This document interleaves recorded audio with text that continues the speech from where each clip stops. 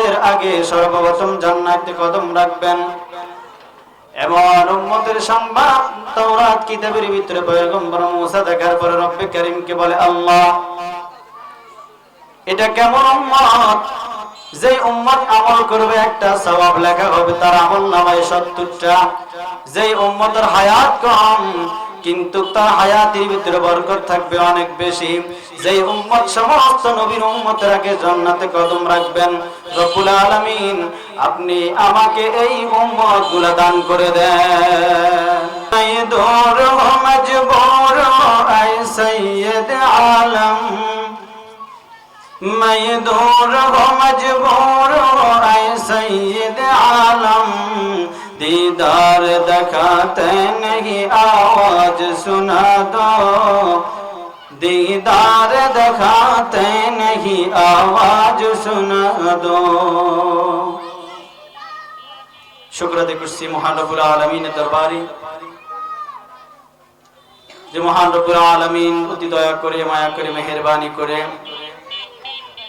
আল জামিয়াতুল ইসলামিয়া বাহরুল উলুম মাদ্রাসা কর্তৃক আয়োজিত আজকের ওয়াজ ওয়ার মাহফিলে যে মহান রব্বুল আলামিন হাজারো লক্ষ মানুষের ভিতর থেকে যাচাই বাছাই করে আমাদেরকে আসার বসার তৌফিক দান করলেন, তাই দিল থেকে শুকরিয়া আদায় করে বলি আলহামদুলিল্লাহ।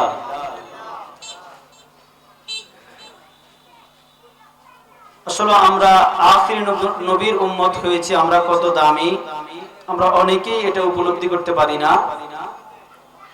এই কারণে উপলব্ধি না থাকার কারণে অহেতুক কোনো কাজ কর্ম নাই, তারপরও দোকানপাটে রাস্তাঘাটে ফাহিশা কথাবার্তা গল্প গুজবে অনেকেই সময় কাটাইতেছে, অথচ এই মাহফিল আগামীকালকে থাকবে না। হয়তো আমার আপনার অনেকের জীবনের সর্বশেষ মাহফিল এটা হতে পারে। ওই যে কুমিল্লার অরিজিনাল রসমলাই, যে ব্যক্তি একবার খাইছে সেইটার মর্ম বুঝতে পারছে, যে ব্যক্তি খায় নাই তার কাছে এটা গল্পের মতো লাগবে।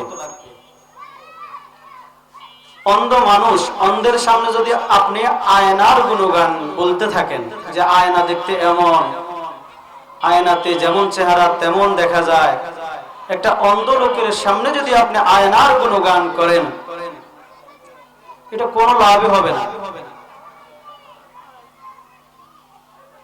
একটা পাগল, পাগল কাদেরকে বলা হয়? যারা শীতের সময় খালি গায়ে থাকে, গরমের সময় কম্বল গায়ে দেয়, এদেরকে আমরা পাগল মনে করি। এরকম কোন মানুষকে যদি আপনি জিরাফি বলেন, আমিত্তি বলেন, এগুলা দিয়ে যদি বলেন ভাই স্বাদ কেমন, কেমন হয়েছে, যে ব্যক্তি পাগলকে মিষ্টি দিয়ে জিজ্ঞেস করলো এটার মজা কেমন, সেও আরেকটা পাগল। এই কারণে কবি কবিতার ভাষায় বলে, পাগলাই তিতা মিঠা চিনে না, পাগলারে জিরাফি দিও না। মুসা আলাইহিস সালাতু ওয়াস সালামের উপরে আল্লাহ রাব্বুল আলামিন তাওরাত কিতাব অবতীর্ণ করলেন। পয়গম্বর মুসা আলাইহিস সালাতু ওয়াস সালাম তাওরাত কিতাব পড়তেছেন, একটা উম্মতের খবর সেখানে দেখা যায়। যে উম্মত আমল করবে একটা, তার আমল নামায় সওয়াব উঠানো হবে 70টা। যে উম্মতের হায়াত হবে কম কিন্তু হায়াতের ভিতরে রব্বুল আলামিন বরকত দিয়ে দিবেন বেশি। যে উম্মতকে আমাদের ময়দানে অন্য সমস্ত নবীর উম্মতের আগে সর্বপ্রথম জান্নাতে কদম রাখবেন, এমন উম্মতের সংবাদ তাওরাত কিতাবের ভিতরে পয়গম্বর মুসা দেখার পরে রব্বে কারীমকে বলে, আল্লাহ এটা কেমন উম্মত, যে উম্মত আমল করবে একটা সওয়াব লেখা হবে তার আমলনামায় 70টা। যে উম্মতের হায়াত কম কিন্তু তার হায়াতের ভিতরে বরকত থাকবে অনেক বেশি। যে উম্মত সমস্ত নবীর উম্মতের আগে জান্নাতে কদম রাখবেন, রব্বুল আলামিন আপনি আমাকে এই উম্মতগুলো দান করে দেন। রব্বুল আলামিন ডাক দিয়ে বলে, হে মুসা এই উম্মত তো তোমার না, এই উম্মতটা কার? রব্বুল আলামিন ফরমান, এই উম্মত হবে আখির জামানায় এমন একজন নবীর আবির্ভাব হবে, তিনি হলেন মুহাম্মদ। এই উম্মত আমি মুহাম্মাদের জন্য বরাদ্দ করে দিলাম। শ্রেষ্ঠ নবী দিলাম রে তরিয়ে নিতে রোজ হাসরে, শ্রেষ্ঠ নবী দিলাম রে তরিয়ে নিতে রোজ হাসরে, যেন পথ না ভুলি তাই তো দিলে পাক কোরআনের বাণী, খোদা তোমার মেহেরবানি, খোদা তোমার মেহেরবানি।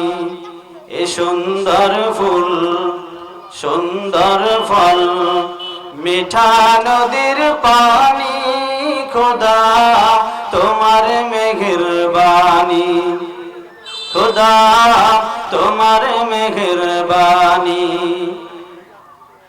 তুমি দিলে কত রতন ভাই বেরাদর পুত্র স্বজন, তুমি দিলে কত রতন ভাই বেরাদর পুত্র স্বজন, ক্ষুধা পেলে অন্ন যোগাও, ক্ষুধা পেলে অন্ন যোগাও, মানে চায় না মানে খোদা তোমার মেহেরবানি, খোদা তোমার মেহেরবানি। এ সুন্দর ফুল সুন্দর ফল মিঠা নদীর পানি, খোদা তোমার মেহেরবানি, খোদা তোমার মেহেরবানি। পয়গম্বর মুসা আলাইহিস সালাতু ওয়াস সালাম তখন আল্লাহর কাছে দোয়া করা শুরু করলেন, রব্বে কারীম যেহেতু উম্মতটা আমি পাবো না, তুমি আমাকে আখির নবীর উম্মত বানায়া দাও। আল্লাহ রাব্বুল আলামিন ফরমান, হে মুসা এটা তুমি কি বলো, তোমাকে তো আমি জলিলুল কদর একজন পয়গম্বর হিসাবে নবুয়তের দায়িত্ব দিয়া দিলাম, সুতরাং এমন কোন দোয়া করিও না যে দোয়া রব্বুল আলামিন কবুল করব না। আখির নবীর উম্মত হওয়ার জন্য পয়গম্বর মুসা আলাইহিস সালাতু ওয়াস সালাম দোয়া করলেন, এই উম্মতগুলোকে পাওয়ার জন্য দোয়া করলেন। এই উম্মতের কত দাম, আজকে উম্মত নিজেদের দাম নিজেরা না বুঝার কারণে উম্মত আজকে মার খায়, উম্মত আজকে বিভিন্ন ধরনের ফাহিশা কথাবার্তায় লিপ্ত থাকে। এই উম্মতের জবানের কত দাম উম্মত নিজেও জানে না। এই জবানকে বাবা গাঞ্জা ইয়াবা বিভিন্ন নেশাদ্রব্য দিয়ে তার জবানকে সে নাপাক করে দিল। আল্লাহ বলে, বান্দা তুমি যখন তোমার মায়ের গর্ভের ভিতরে ছিলা, তোমার মায়ের নাভির সাথে আমি রব্বুল আলামিন একটা তার ফিট করে দিলাম। আমি ইচ্ছা করলে তোমার মায়ের দেহ থেকে এই নাফাক রক্তগুলো তোমার মুখ দিয়ে আমি ঢুকাইতে পারতাম। আমি রব্বুল আলামিন এমন কুদরতওয়ালা, দুনিয়ার কোন ডাক্তারের ক্ষমতা ছিল না। তোমার মায়ের গর্ভের ভিতরে তোমার চিকিৎসা করে, তোমার জন্য খাদ্য পৌঁছায়। তোমার মায়ের গর্ভের ভিতরে যখন শীতকাল, তখন তোমার জন্য আমি রব্বুল আলামিন আরামের ব্যবস্থা করলাম। গরমকালে পাখার ব্যবস্থা যেভাবে দরকার, আরাম আয়েশ দরকার, এয়ার কন্ডিশনের ভিতরে তোমার মায়ের গর্ভের ভিতরে তোমাকে আমি রব্বুল আলামিন রাখলাম। আমি তোমার মায়ের নাভির সঙ্গে একটা তার ফিট করে দিলাম। আমি তোমাকে এত সুন্দর অবয়ব দিয়া বানাইলাম, তোমার জবানটাকে আমি রব্বুল আলামিন নাফাক করি নাই। এই জবান দিয়ে যদি তুমি নাফাক রক্তগুলা খাইতা, নাফাক রক্তগুলা যদি তুমি ভক্ষণ করতা, তোমার মুখটা নাফাক হইয়া যাইত। আমি রব্বুল আলামিন তোমার জবানটাকে নাফাক করি নাই, কারণ এই বান্দা দুনিয়াতে এসে আমি রবকে রব বলে জিকির করবে, আমি রব্বুল আলামিনের গুণগান গাইবে। এই কারণে রব্বুল আলামিন তোমার জবানকে মায়ের গর্ভেও আমি নাফাক করি না। আজকে ফাহিশা কথাবার্তা বলে জিহ্বাটাকে নাফাক করে ফেললাম, হারাম দ্রব্য খেয়ে খেয়ে নিজের জবানটাকে নাফাক করে ফেললাম। বিপদে পড়লে আল্লাহকে ডাকলে তখন আর সাহায্যকারী কাউকে পাওয়া যায় না, কারণ আমার জিহ্বা নাফাক, আমার জবান নাফাক। এই কারণে রব্বুল আলামিনের সাহায্য আমার জন্য আসে না। আল্লাহ বলে, বান্দা তোমারে আমি কি দিয়া বানাইলাম ওইটা যদি তুমি একটু চিন্তা করো। এমন এক নাফাক বস্তু দিয়ে তোমারে বানাইলাম, কাইফা তাকফুরুনা বিল্লাহি ওয়া কুনতুম আমওয়াতান ফাআহইয়াকুম সুম্মা ইউমীতুকুম সুম্মা ইউহয়ীকুম সুম্মা ইলাইহি তুরজাউন। আমি রব্বুল আলামিন এমন এক নাফাক বস্তু দিয়ে তোমারে বানাইলাম, যেই নাফাক পানি কেউ সামান্যতম টাকা দিয়েও কেনার জন্য রাজি হয় নাই, এটা কেউ হবেও না। যেই পানি গায়ে লাগার সঙ্গে সঙ্গে গোসল ফরজ হইয়া যায়, এমন এক নাফাক বস্তু দিয়া আমি রব্বুল আলামিন তুমি বান্দাকে বানাইলাম, তোমার দেহটাকে এত সুন্দর করে সৃষ্টি করলাম। বান্দা জমিনে আসিয়া তুমি এত বড়াই নিয়ে চলাফেরা করো, মনে হয় যে তুমি জীবনে কখনো মারা যাবা না। বান্দা, তোমার নামাজের খবর নাই, তোমার জিকিরের খবর নাই, তোমার হালাল ইনকামের খবর নাই। সারাদিন ভর তুমি হারাম ইনকামের পিছনে দৌড়াইতেছ। নামাজ পড়ো না, রোজা রাখো না, জিকির আজকার করো না, পর্দার ভিতরে থাকো না।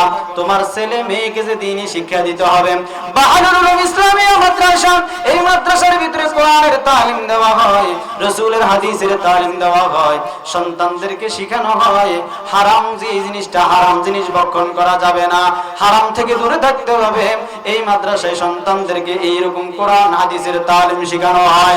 হারাম কোনটা, হালাল কোনটা সন্তান যদি চিনতে পারেন, তাহলে এই সন্তান বড় হইয়াও হারামের কাছে যাবে না। জ্ঞান না থাকে, এই সন্তান তোমার হারাম হালাল পার্থক্য করতে পারবে না, জাহান্নামে চলে যাবে। কিয়ামতের ময়দানে বাবা মায়ের জন্য সন্তান মামলা করবেন, রব্বানা ইন্না আতা'না সাদাতানা ওয়া কুবারানা ফাআদাল্লুনা সাবিলা। সন্তান বলবে, রব্বুল আলামিন আজকে আমি জাহান্নামী হয়ে গেলাম, নামাজ পড়ি নাই, রোজা রাখি নাই, পর্দার বিধান মানি নাই, আজকে আমি এই সমস্ত দুনিয়াবি আমলগুলা দুনিয়াতে না করার কারণে আজকে জাহান্নামী হয়ে গেলাম। আমার মাকেও আপনি আমার সঙ্গে জাহান্নামে দেন, আমার বাবাকেও আপনি আমার সঙ্গে জাহান্নামে দেন। মা বলবে, বাবা বলবে, সন্তান সারা জীবন ভর সকাল হওয়ার দেরি, কর্মের ভিতরে লাগতে দেরি হয় নাই, ঈদের সময় সুন্দর জামা নিজে পরিধান করি নাই, তোর জন্য সুন্দর জামা কিনলাম, তোর পড়ার খরচ চালাইলাম, ভালো ভালো খাওয়ার ব্যবস্থা করলাম, আমি মা আরামের ঘুমকে হারাম করিয়া তোকে বুকু নিয়ে শুয়ে রইলাম। শীতের সময় তুমি সন্তান ছোট মানুষ, যখন প্রস্রাব করে দিয়েছ, জামা কাপড় সব ভিজে গেছে, আমি মা আমার বুকের উপরে তোমার আশ্রয় দিয়েছিলাম। ও সন্তান, এত মহব্বত করিয়া তোমারে বড় করলাম, আজকে হাসরের ময়দানে কেন রব্বে কারীমের আদালতে আমার জন্য মামলা করে দিলাম? এই সন্তানগুলা মামলা করবে। আল্লাহ বলতেছেন, সন্তানকে যদি দ্বীনি শিক্ষা সঠিকভাবে আপনি না দিতে পারেন, মাদ্রাসায় শিক্ষিত করতে না পারেন, কোরআনের জ্ঞান যদি তার ভিতরে না ঢুকাইয়া দেন, হাদিসের জ্ঞান যদি তার ভিতরে না ঢুকাইয়া দেন, এমন একদিন আসবে সন্তানের কারণে আপনি ঘরে বসবাস করতে পারবেন না, কারণ আপনার সন্তান আপনাকে তলোয়ার নিয়ে দৌড়াবে, যেটা আমরা দেখতে পাইতেছি। বলে, হুজুর শান্তি নাই, ছেলের মন চায় জেলে ঢুকাই দিন। কেন? অশান্তি, সমাজে মানুষের শান্তিতে থাকতে দেয় না, ঘরেও শান্তিতে থাকতে দেয় না। আরে আগে আপনারা জেলে ঢুকানোর দরকার। আপনি বাবা হিসাবে, আপনি মা হিসাবে, আপনি সন্তানের উপরে কতটুকু দায়িত্ব পালন করছেন? এই সন্তান তো গাঁজাখোর হবেই, এই সন্তান তো জেনাকার হবেই, এই সন্তান সুদখোর ঘুষখোর হবেই।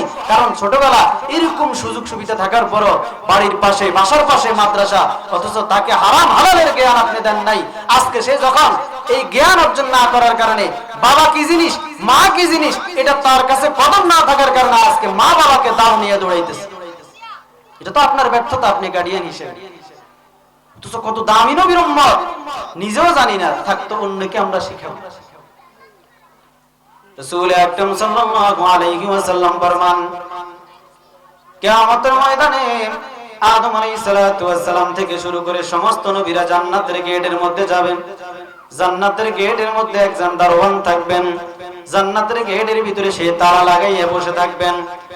আদম নবী বলবেন, আমি হলাম সর্বপ্রথম মানব, পয়গম্বর আদম আলাইহিস সালাতু ওয়াস সালাম জান্নাতের গেটের তালা খোলো। ফেরেশতা ডাক দিয়া বলবেন, আদম নবী আপনি যদি জান্নাতে আসেন, গেটে যেহেতু আসছেন, তারপরেও তো তালা খোলা হবে না। শুধু আপনি নয়, আপনার থেকে শুরু করে পয়গম্বর ঈসা আলাইহিস সালাতু ওয়াস সালাম পর্যন্ত যত নবী রাসূল দুনিয়াতে আল্লাহ প্রেরণ করেছেন, কেউ আসলে জান্নাতের গেটের তালা খোলা হবে না যতক্ষণ পর্যন্ত আখিরি জামানার নবী মুহাম্মদুর রাসূলুল্লাহ সাল্লাল্লাহু আলাইহি ওয়াসাল্লাম না আসবেন, তালা খোলা হবে না। নবী আমার ডেকে বলে, ও উম্মতেরা, যেমনি ভাবে আমি নবী যতক্ষণ পর্যন্ত জান্নাতে না ঢুকবো অন্য কোন নবী রাসূল জান্নাতে ঢুকতে পারবে না, তেমনি ভাবে অন্য কোন নবীর উম্মতেরা জান্নাতে ঢুকতে পারবে না যতক্ষণ পর্যন্ত আমি নবীর উম্মতেরা জান্নাতে কদম না রাখবেন। সাহাবায়ে কেরাম প্রশ্ন করলেন, ইয়া রাসূলুল্লাহ, আপনার উম্মতের ভিতরে সর্বপ্রথম জান্নাতে কে ঢুকবেন? নবী আমার ডেকে বলে, সর্বপ্রথম আমার উম্মতের ভিতরে যেই ব্যক্তিটা জান্নাতের ভিতরে কদম রাখবেন তিনি হলেন হযরতে আবু বকর। এই আবু বকর কেমন আবু বকর? রাসূল আকরাম সাল্লাল্লাহু আলাইহি ওয়াসাল্লাম হিজরতের রাত্রিতে যখন আবু বকরের ঘরের সামনে যায় বলে, আবু বকর দরজা খোলো, সঙ্গে সঙ্গে গভীর রাত্রিতে আবু বকর দরজা খুলে দিলেন। নবী ডাকে বলেন, আবু বকর, এত গভীর রাতে তোমার দরজার সামনে আসিয়া মাত্র একটা কথা বললাম, এক ডাকের সঙ্গে সঙ্গে কিভাবে তুমি দরজা খুলে দিলা? ও আবু বকর, তুমি কি ঘুমাও না? এত গভীর রাত্রে তো তুমি সজাগ থাকো কেন? আবু বকর ডাকতে বলে, ইয়া রাসূলুল্লাহ, আজ থেকে দীর্ঘ 6 মাস আগে আপনি একদিন বলেছিলেন মক্কার ভিতরে কোরআনের দাওয়াত দেওয়ার কারণে, আল্লাহর একাত্মবাদের কথা বলার কারণে গায়রুল্লাহর ইবাদত করা যাবে না, গাছের পূজা করা যাবে না, মাছের পূজা করা যাবে না।